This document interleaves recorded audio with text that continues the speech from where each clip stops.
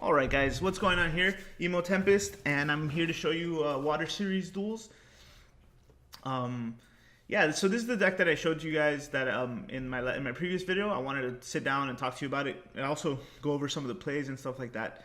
I know I didn't give you like a demo like I normally do when I do deck profiles, so I'd rather just show you an actual duel series involving that deck. And this is what this is. I have Andy here on the right helping me test using his Mono Lightning. Now, I'm going to be clear, this isn't what we're taking to Gen Con. This might be what I'm taking to Gen Con, but I don't want to reveal or say anything about Andy's deck. He has some cool text here, so you guys might, like if you're a Lightning player, you might want to pay attention to him too. But for the purpose of this duel, I will be talking about the water stuff.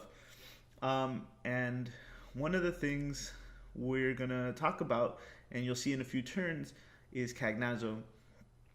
And then you're probably wondering, why are we going to see Cagnazzo early on? One of the main things that I want to talk about with him is that he's a little bit more, especially in this, I don't know if, I want to say, I've come to this realization in this meta, but Cagnazzo is definitely plays a bigger role than just a board wipe. See, even though here I've already set up the Scholar, I don't want to say that I'm going to, wait until I build up my board to play Cagnazzo. I'm in a real bad spot right here. I think I only have summons and stuff. Yeah, summons and Lena with no targets. So I'm like, okay, this isn't gonna... I came to this realization a little while back when I was playtesting before with it. I think it was at the last tournament that I took this deck to. And I realized that when I'm drawing really bad and I only have Cagnazzo, it doesn't make sense not to play him. Now, the reason I say that is because, yeah, he is great for, late game board wipe, but we are playing multiples. Remember, in the deck profile, I mentioned that I'm playing 3 now, and I don't see why I would be playing 2 like I was before. And the main reason is because of duels like this. Now, see, I'm still drawing pretty bad. Like, I only have Lena Viking and now another Cagnazzo, and the rest are summons. But the real thing is that Cagnazzo is one of the best defensive cards that exist. And I mean that because on your opponent's turn, for those who don't, you obviously know what he does when he comes onto the board, but it's very common, and I'll admit that people forget what his effect is on your opponent's turn. He takes reduced damage, 4,000 to be exact, and that means you'd have to beat him at his current state, at his face value. Since he's at 5k, you need to have a forward, you need to block a forward with at least 9k, and that's the only way to beat him. If you have walk on board, you have to block a forward with at least 10k, and those are big numbers for most decks, at least especially without buffs. See, as you see here, Andy doesn't have the Lulu out yet, so I'm super confident that I'm not going to have to worry about him running over Cagnazzo anytime soon. And just looking at Lightning as a whole, one of the few cards that they have is the Nashu. I mean, not Nashu, that's the Hildebrand. He would, without the Lulu, he would have to play the Nashu, I think, to get over it. And then what else? Azimus also puts him at 9. And then Estinian just doesn't care, he breaks whatever. But yeah, and those are the few forwards that they have that get that big. That most people, unless you're playing the Enyo or Archangel, whatever, Feel, those are other big bodies, but still, it's going to take a lot for most people. What they'll end up doing is party attacking, and for me that's still a win, because instead of taking 2 points of damage, you're only taking 1, and what that does is that it still slows down your opponent's momentum of getting to your 7 damage. It also makes 2 of their forwards unblockable, and I'll take that any day. And so again, Cagnazzo playing this early for me has proven, because I've done it twice already. This is one of the duels, but I meant twice in competitive play, in a tournament situation, where I've had to drop him because for some reason all my combo pieces, all my off cards are off balance. I'll have the Lena, but no 2-drop Viking or 2-drop Knight, and I'll have Layla with Knight but no Vikings, and it's weird, and I have to, that's why I'm playing the brand. The brand is there to fix that problem, and as you see here, that's exactly what I did. I ended up searching the brand last turn, and now I have this. But Cagnazzo bought me those 2 turns, you understand, and that's the main thing I want to say. I dropped the Minwu here because I'm not sure if I didn't want anything to happen to Cagnazzo. And Andy, I think this is the turn where Andy stops me for a bit. So yeah. So remember, Cagnazzo's effect is only on your opponent's turn. So here he's going to choose to duel Knight and then deal 7,000 to Cagnazzo. So that is one way to do it. Make sure you have your opponent like declare phases in that sense, because you remember you can't do anything in end phase. So before you proceed to end phase in main phase 2, you can do that. But see that's for me that's still an advantage. If you look at the way I feel the board is, he had to play that on his turn. Now that's one less out he has for me right now. Lena's still gonna be able to hold, I think I give in to him anyway, but I blocked the Lena. Yeah, see. He baited me there. He wanted me to think he had it, but he did not. And then he forgot about Minwoo. See, there's a lot of little things that Water has and that I feel has the advantage. I think, I want to say, I can't be sure because I didn't look at the other Water decks, but I feel that everyone's confident that Minwoo's not going to be a thing, but he definitely is a thing. And I think Water players should really not give up on him because of the new Minwoo. Unless you have another way to like deal with damage like that, like Emmerich does. Emmerich has built-in Minwoo. Yeah, I'm not taking that card out of my deck anytime soon. But yeah, going back to what I wanted to talk about in this game, Cagnazzo is very important, and this duel is he shines a lot. He's what won me this game. And he's what's going to win me this game.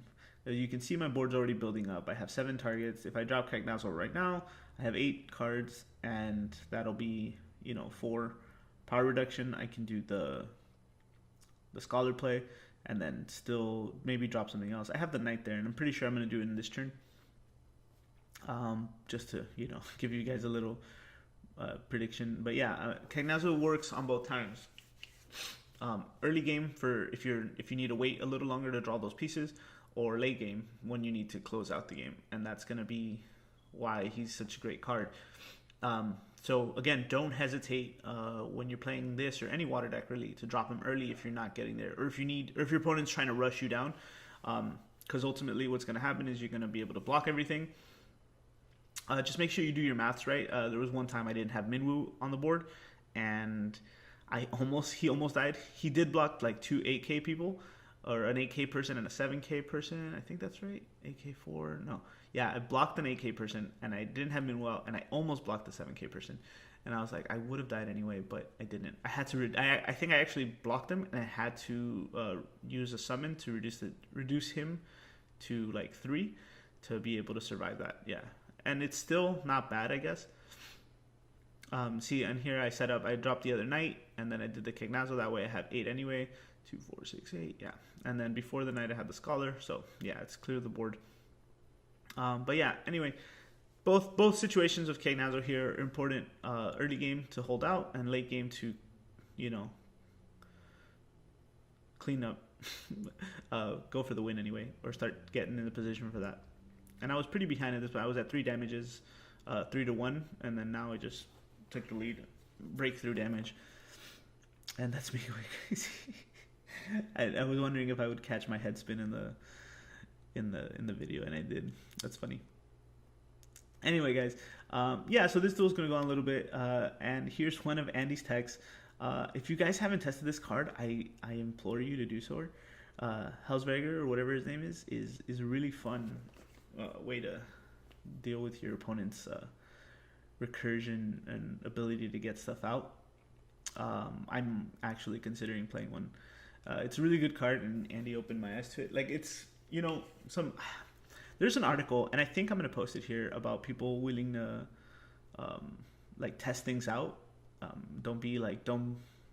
don't want to quote it wrong, but there was a good article. I guess, I don't know if I met him, but he was at the Boston Crystal Cup, and he shared it on the Facebook page, and it was a really good read. I wish it was longer, actually. I thought he was going to go a little bit more. Yeah, here I started partying attack because I know I'm just pushing for the lead. I have the advantage, and I still have Ash there to secure me. But yeah, there's a lot of things, and Andy picks up. So, again, Cagnazzo won this duel for me. Despite all my other cards, each playing their part. But I didn't Layla Viking at all that game. So I never drew that piece. I did Lena Knight, thank goodness. But I had to play to that part of the deck. But anyway, I think I'm gonna let you guys watch game 2, and then I'll come back in game 3 for a little more chats like I always do. But yeah, enjoy the duels. Again, I'm playing the water, and he's the best, one of the best ways to test around here. So yeah, keep an eye on him too. He's gonna show you guys lots of plays, and just watch how annoying Hellsbreaker is. I think he does it a few more times too. So, all right, I'll be back for the third one.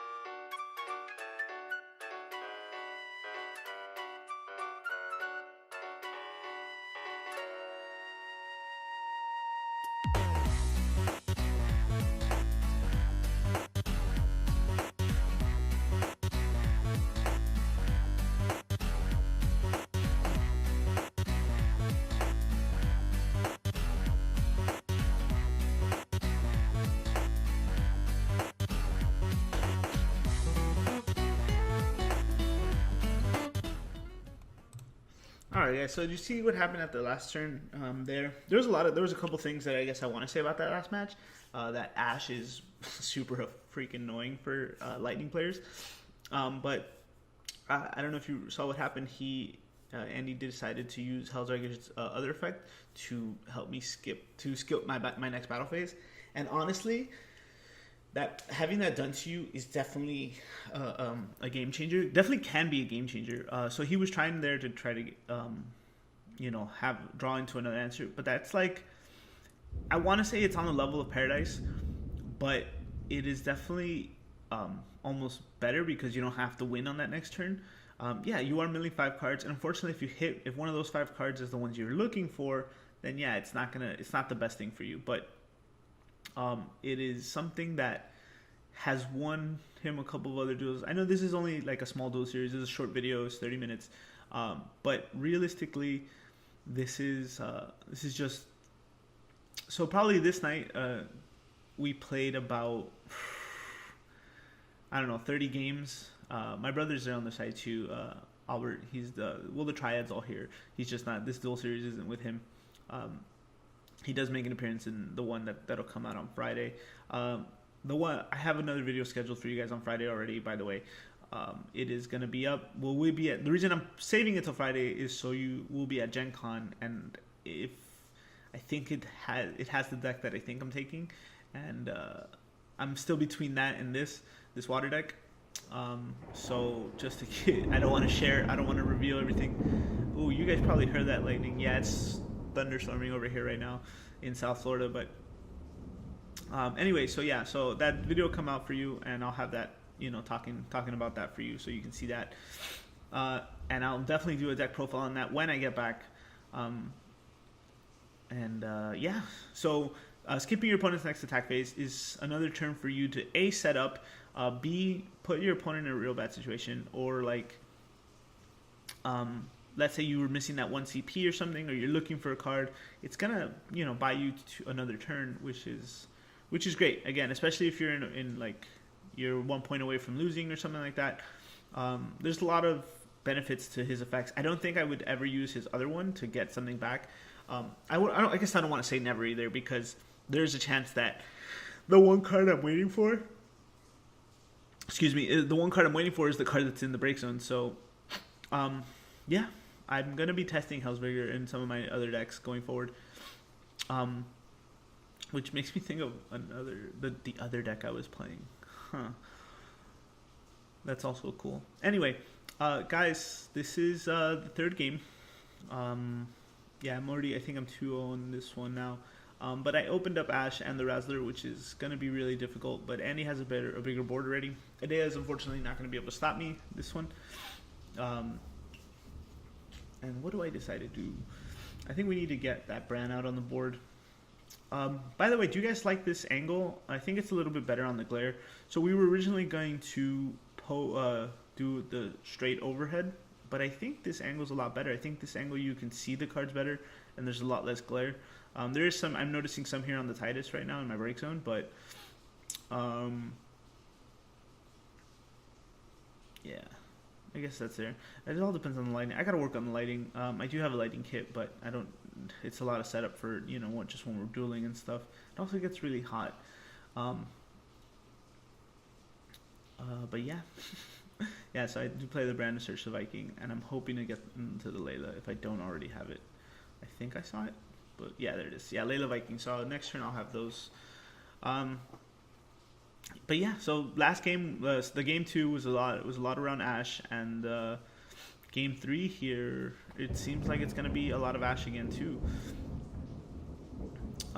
But yeah, just like I said, so there's this duel series that you guys are gonna watch. I have another one for you on Friday. I'm gonna have that scheduled, like I said, or I have it scheduled already. This YouTubing thing is fun.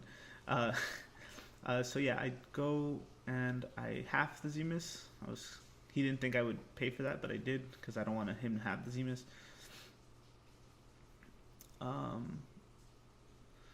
Yeah, I'm silly. I always make this mistake. Even though I have the Viking in my hand, I always almost pitch something else. Or no, I guess I don't have the Viking in my hand. Yeah, don't forget that, guys. Don't ever pitch other cards if you have the Viking in your hand. It's obvious, but when I was learning to play the combo, I would always like, oh, let me just pitch this because I thought it comes from my hand. No, it comes from the grave. So I guess the thing here I'm reading is I want to make sure this is the other thing. Hildebrand is still such a great card. It does take a little bit for you to deal with him, but pro tip: if you reduce him to 0, he breaks and he doesn't come back. So he's only at 8. There's no Nashu for him to activate. I do Cloud of Darkness. He can respond here. Yeah, he does. To reduce my damage, so I'll lose. He'll only go to 4,000. I'm still able to swing over with Ash, and I don't for some reason. Maybe because I don't have. I think I just wait a turn instead. Yeah, enter battle. Target, reduce him by 2. Goes down to 5. Lulu's actually not in play. I thought it was in play, but it's actually in the break zone because they were all dueled just a second ago. What does he got here? What does he got? Oh, he's going to reduce me, and then I'm going to respond also. I think I have to half him. Yeah, so he goes down to 3. I go down to 4. I still take him by 1. But yeah, so Cloud of Darkness, I guess. Part of this, as you can see, that's kind of how the combo works. So Cloud of Darkness and the 2 Laylas and Layla Viking, excuse me, and then Ash. That was enough to break a forward. And then as you're attacking, it's just difficult for your opponent to come back from that. But yeah, oh, there he goes. He gets the Lulu now. He's going to take a few points of damage here, but anyway, guys, so this is the last duel. I will have a lot more videos for you when I come back. Next week is probably going to be jam-packed with a lot of videos, actually. Gen Con vlogs and decks, interviews, tons of stuff. So keep an eye out for that. Thanks for watching, guys. I'm going to let this one wrap up. I will see you next time. All right, guys. Later.